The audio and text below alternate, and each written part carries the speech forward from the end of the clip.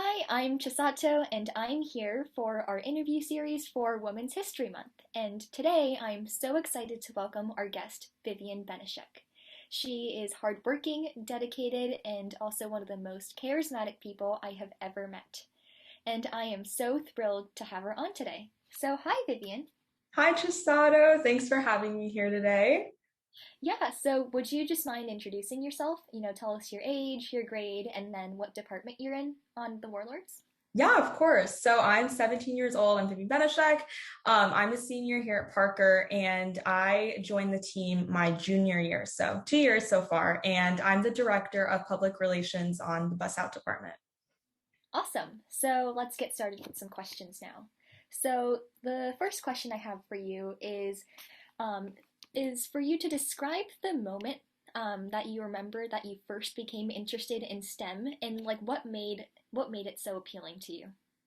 Yeah, so I think it kind of goes back to my probably the fair, the science, not the science fair, the club fair. Mm. And I remember seeing that they had the robots out and it was a really nice day. And it was like, I just kind of walked my way over. And you know what? I was like, I'm going to take a shot at it because I want to study business and entrepreneurship, right? So I thought, I know they have a business department. I know it's super popular. There's a lot of great people on there. So what better way to immerse myself, right, than on a real business team for a robotics team, right? So really kind of started there. My dad really encouraged me also. He was like, just go for it, show up to the meetings. And it was so rewarding. I've been having so much fun. Yeah, that's amazing. And do you remember like the first sort of like project or assignment, like the first initiative you took within the team? Yeah, so I think chairman's comes to mind first, our presentations. But I was still relatively new to that, so I hadn't done like a big project in that department. But I think what really stands out was my work with FTC or the First Tech Challenge. I would take on a lot of those projects. I'd wake up at like 6 in the morning and would be there with Mr. Griggs in the gym, setting up those the competition, everything that they needed done. I would be a queuer, team registration. So I think that kind of like I found my little event that I like to do whenever it was on the weekends. And I was really proud of my work there. I met so many amazing kids, great teams, and it was just a lot of fun. Awesome. So we'll move on to our second question, which is what does gender diversity or equal opportunity in STEM mean to you? Yeah, so I think for me, it's giving awareness to the fact that this is a space that is, usually filled up by predominantly, white men, believe it or not, right? And I think that's a pretty known fact. But I think it really begins with early education also, how we need to switch the trends from, we want to have girls have a safe space for them to be able to explore sciences, math, and instead of creating that gender gap, right, how boys usually gravitate towards math or science and girls like reading or the arts, it's really meshing those two together and making sure that they have a safe space to learn and that they have those materials and resources also. Because again, it does start from a young age, I think.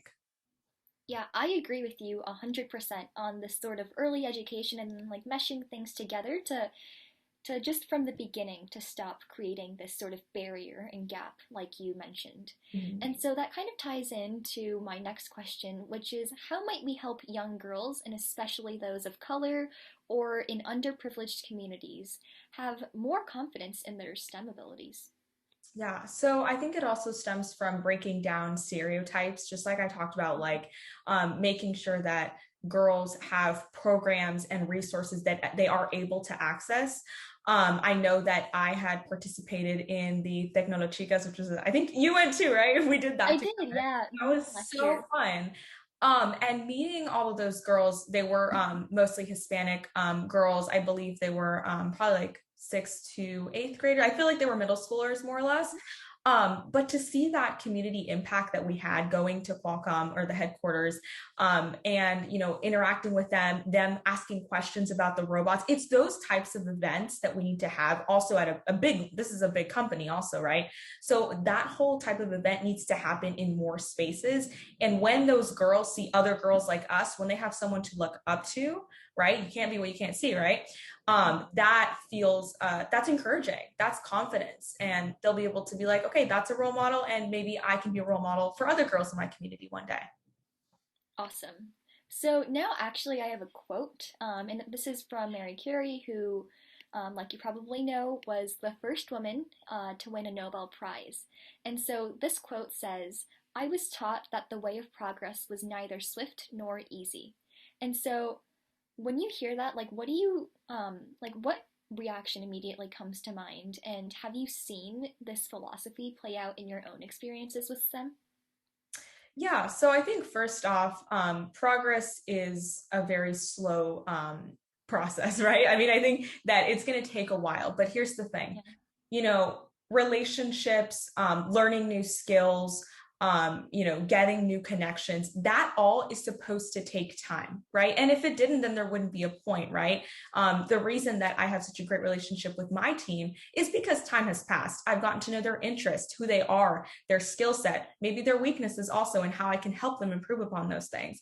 So it takes time to get to a really good spot with your team. And again, that connects to progress, right?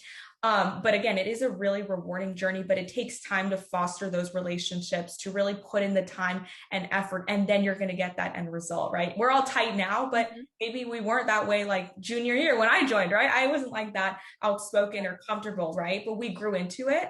And I think that's even though it was slow, right? But we got there, and that was such a rewarding journey, and I learned so much along the way. Awesome. Yeah, I love that point that you made about just and specific to your own experience. I thought that's I also found that to be true joining the team as well.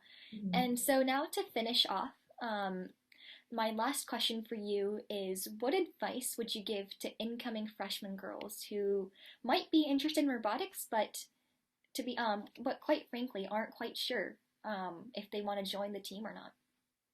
Yeah, so first off, you got to join. Please join the Warlords. We would love to have you. Not only because if you're a young girl interested, we would love to have you and have you part of our team. But I think also a lot of it is to stay curious, right? Even if you are not ready to join our team your freshman year or just yet, to pursue those interests, right? Being in San Diego, we have so many opportunities to engage in, scientific research projects, outreach, whatever, right? The list goes on. But I think also if you do end up joining our team, really finding an area that you feel like hasn't been explored yet. There is so much to look at on a robotics team, right? Find your little passion, find something that, maybe someone hasn't gone into that area yet. And you're like, I'm going to venture out and do it on my own, right? I found that with FTC. I was like, I kind of want to hone in on it. And it turned out to be a really great experience.